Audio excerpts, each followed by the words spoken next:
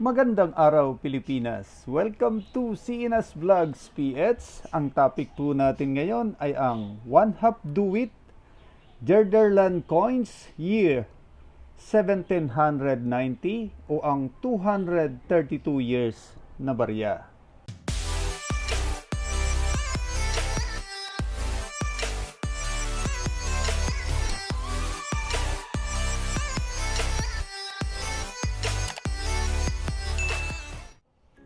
Bago ang lahat, ay nais ko muna kayong batiin ng isang magandang araw. Buenos dias. Good day everyone. At shoutout muna sa aming Team Alliance. Ayan, matagal-tagal na rin tayong hindi nakakapag-vlog ng coins. Ayan, ngayon lang muli.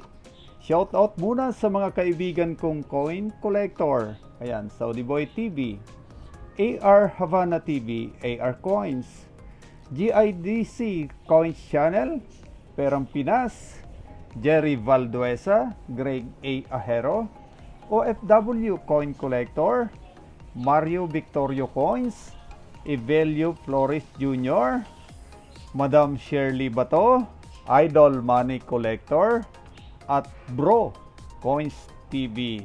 Ayan, shoutout din sa mga OFWs, sa mga senior citizen at sa mga silent viewer. Yan, shoutout po sa inyong lahat ng mga kaibigan ko na di ko nabanggit. Ayan, ang features nito: issuer, Netherlands East Indies, Indonesia, period, United East India Company, 1602 to 1800. Ang type nito, standard circulation coin, years, 1788 to 1790. Value, 1/2 do it. Currency, gulden, 1726 to 1854. Ang composition nito, copper, weight 2 grams, diameter 18 mm, thickness 0.8 mm. Ang shape nito, round. Demonetized, yes, demonetized na ang bariyang ito. Number, N number 84180. References, KM number 55. Ayan, dumako na tayo sa obverse. Crowned arms of Gelderland containing 2 standing lions facing each other. Lettering, NDO ist Spes Nostra. Translation, In God is our hope. Ayan, dumako na tayo sa reverse. BOZ, monogram in middle, privy mark, ear of corn between stars at top, date below. Ayan, lettering, VOC, 1790. Ang translation nito, VOC, Verenigde Oost Indische Compagnie, United East India Company. Ayan. Tatlong klase lang barya nito, 1788, 1789, at 1790. Ang hawak nating barya ay 1790. Ayan, walang nakatalang presyo dito sa Numista.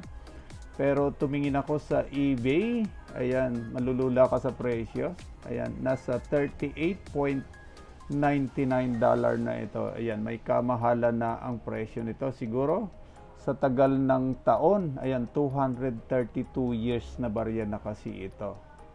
Ayan, sa mga kaibigan ko na mayroong hawak ng baryang ito, ayan, pwede nyong i-post sa iyong mga Facebook or mag-join kayo sa mga coin collector group at doon nyo i-post yung barya nyo kung gusto nyong ibenta.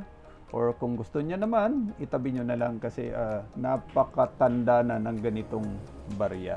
Ayan, sa mga nag-subscribe sa aking channel, maraming salamat po sa inyong lahat. At sa mga bago kong viewers, paki-like, share, subscribe, at pakipindot na rin ang notification bell para updated kayo sa mga susunod kong videos. Ayan, maraming salamat po sa inyong lahat. Muli, stay safe, stay home, God bless, Diyos mabalos.